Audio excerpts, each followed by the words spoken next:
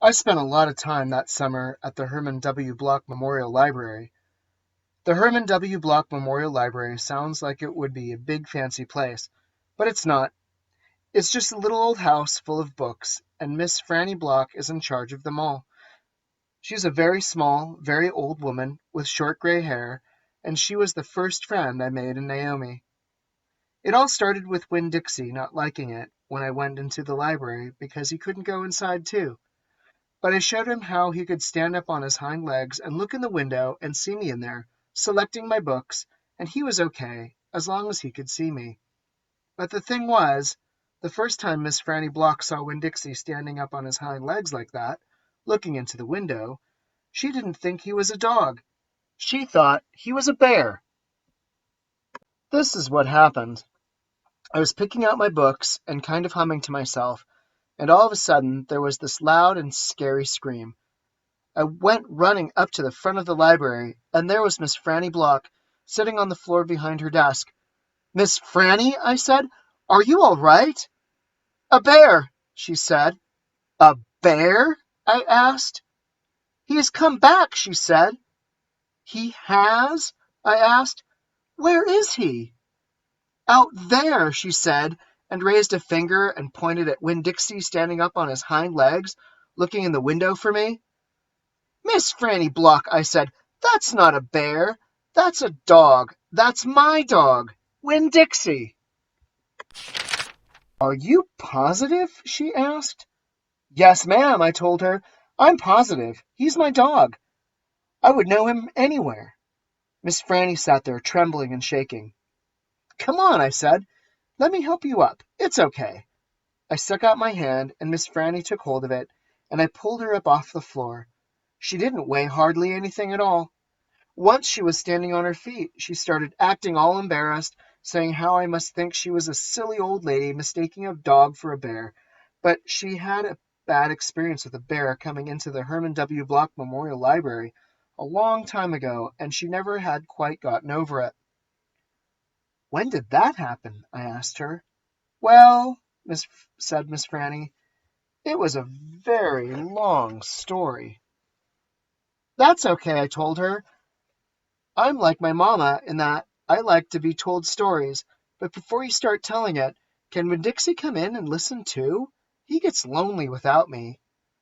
"Well, I don't know," said Miss Franny. "Dogs are not allowed in the Herman W. Block Memorial Library." "He'll be good," I told her. "He's a dog who goes to church." And before she could say yes or no, I went outside and got Winn-Dixie, and he came in and lay down with a humph and a sigh right at Miss Franny's feet. She looked down at him and said, "He most certainly is a large dog." "Yes, ma'am," I told her. "He has a large heart, too." "Well," Miss Franny said. She bent over and gave Winn-Dixie a pat on the head, and Winn-Dixie wagged his tail back and forth and snuffed his nose on her little old lady feet. "Let me get a chair and sit down so I can tell you this story properly." Back when Florida was wild, when it consisted of nothing but palmetto trees and mosquitoes so big they could fly away with you, Miss Franny Block started in, "and I was just a little girl no bigger than you, my father, Herman W. Block, told me that I could have anything I wanted for my birthday. Anything at all." Miss Franny looked around the library. She leaned in close to me. "I don't want to appear prideful," she said, "but my daddy was a very rich man. A very rich man." She nodded and then leaned back, and I said, "And I was a little girl who loved to read. So I told him, I said, 'Daddy, I would most certainly love to have a library for my birthday.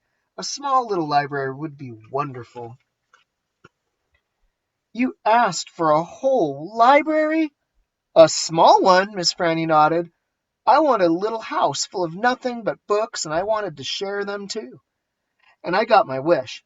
My father built me this house, the very one you're sitting in now, and at a very young age I became a librarian. Yes, ma'am." "What about the bear?" I said. "Did I mention that Florida was wild in those days?" Miss Franny Block said. "Uh-huh, you did. It was wild. There were wild men and wild women and wild animals." "Like bears?" "Yes, ma'am, that's right. Now I have to tell you, I was a little Miss Know-it-all. I was a Miss Smarty Pants with my library full of books. Oh, yes, ma'am. I thought I knew the answers to everything. Well, one hot Thursday, I was sitting in my library and all the doors and windows open and my nose stuck in a book when a shadow crossed the desk. And without looking up, yes, ma'am, without even looking up, I said, "Is there a book I can help you find?" Well, there was no answer, and I thought it might have been a wild man or a wild woman, scared of all these books and afraid to speak up. But then I became aware of a very peculiar smell, a very strong smell. I raised my eyes slowly, and standing right in front of me was a bear. Yes, ma'am, a very large bear. "How big?" I asked. "Oh, well," said Miss Franny, "perhaps 3 times the size of your dog." "Then what happened?" I asked her. "Well," said Miss Franny, "I looked at him and he looked at me. He put his big nose up in the air and sniffed, as if he was trying to decide if a little Miss Know-it-all librarian was what he was in the mood to eat. And I sat there, and then I thought, well, if this bear intends to eat me, I'm not going to let it happen without a fight. No, ma'am." So very slowly and very carefully I raised up the book I was reading. "What book was that?" I asked.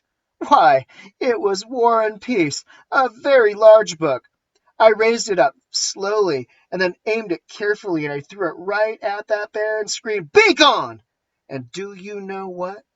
"No, ma'am," I said. "He went. But this is what I will never forget. He took the book with him."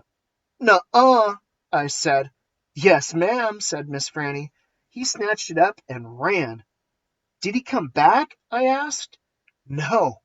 I never saw him again. Well, the men in town used to tease me about it. They used to say, 'Miss Franny, we saw that bear of yours out in the woods today. He was reading that book, and he said it was good, and would be all right if he kept it for just another week.' Yes, ma'am, they did tease me about it." She sighed. "I imagine I'm the only one left from those days. I imagine I'm the only one that even recalls that bear. All my friends, everyone I knew when I was young, they're all dead and gone." She sighed again. She looked sad and old and wrinkled. It was the same way I felt sometimes, being friendless in a new town and not having a mamma to comfort me. I sighed too. Winn Dixie raised his head off his paws and looked back and forth between me and Miss Franny. He sat up then and showed Miss Franny his teeth. "Well, now, look at that," she said. "That dog is smiling at me." "It's a talent of his," I told her. "It's a fine talent," Miss Franny said. "A very fine talent." And she smiled back at Winn-Dixie. "We could be friends," I said to Miss Franny. "I mean, you and me and Winn-Dixie. We could all be friends." Miss Franny smiled even bigger. "Why, that would be grand," she said. "Just grand." And right at that minute, right when the three of us had decided to be friends, who should come marching into the Herman W. Block Memorial Library but old pinch-faced Amanda Wilkinson. She walked right up to Miss Franny's desk and said, "I finished Johnny Tremaine, and I enjoyed it very much. I would like something even more difficult to read now, because I'm an advanced reader." "Yes, dear, I know," said Miss Franny. She got up out of her chair. Amanda pretended like I wasn't there. She stared right past me. "Are dogs allowed in the library?" she asked Miss Franny as she walked away. "Certain ones," said Miss Franny. "A select few." And then she turned around and winked at me. I smiled back. I had just made my first friend in Naomi, and nobody was going to mess that up for me, not even old pinch-faced Amanda Wilkinson.